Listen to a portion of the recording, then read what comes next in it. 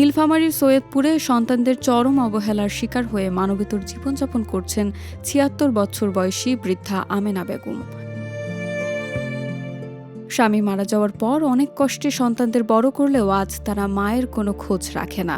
মানসিক ভারসাম্যহীন এক ছেলেকে নিয়ে ভাঙা ও বিদ্যুৎবিহীন ঘরে অনাহারে অর্ধাহারে দিন কাটছে তার।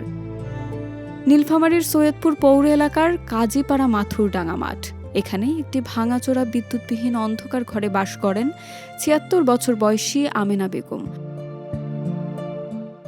১৫ বছর আগে স্বামী শফিক আলীকে হারানোর পর ৪ ছেলে ও ১ মেয়েকে অনেক কষ্টে বুকে আগলে বড় করেছিলেন। কিন্তু আজ তারা বিয়ে করে অন্যত্র সুখে সংসার করলেও ভুলে গেছে জন্মদাত্রী মাকে।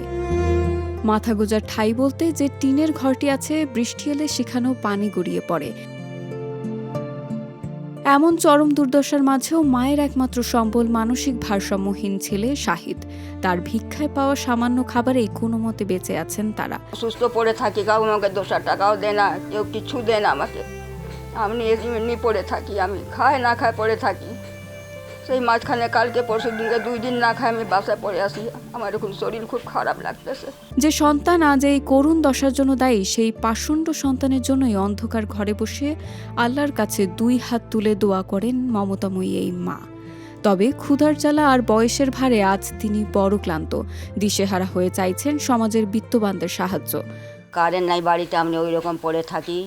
কোরআন পড়তে পারি না, ভালো করে নামাজ পড়তে পারি না গরমে। এই যে পানি রাত্রি হয়েছে আমার ভোরে, পুরো পানি ভর্তি হয়ে গেছে আমার বাড়িতে, আমি থাকতে পারতেছি না।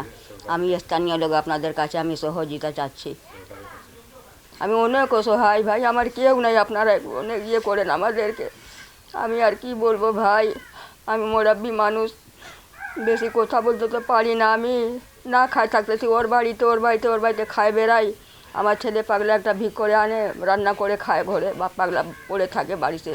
আমেনা বেগমের এমন মানবেতর জীবন দেখে ব্যথিত স্থানীয়রাও। তারা চাইছেন সমাজের সচ্ছল ব্যক্তি ও প্রশাসনের দ্রুত পদক্ষেপ। ইনি আমেনা খাতুন, ইনি খুব অসহায় মানুষ, অনেক গরিব মানুষ। 4টে ছেলে থাকার পরেও এনার নাই ছেলেরা মানে 2-1টা পাগল ভিক্ষা টিক্ষা করে খায়। তারপরেও বেশি বেটি খেয়ে দেখে না, মানে এদিক ওদিক করে খায়। একটু সরকারি জিনিস দিলে ওনাকে ভালো হয়। আর কারেন্টও নাই, উনি অনেক অনেক অনেক কষ্টে আছে। হ্যাঁ, নামাজ পড়ে উনি, কোরআন পড়ে, অনেক অন্ধকারেই পড়ে। 20 টাকার তেল নিয়ে আসে, কেরোসিন তেল নিয়ে আসি পড়ে। জীবনের শেষ প্রান্তে এসে একজন মায়ের এমন পরিণতি সমাজের জন্য বড় একটি প্রশ্নচিহ্ন।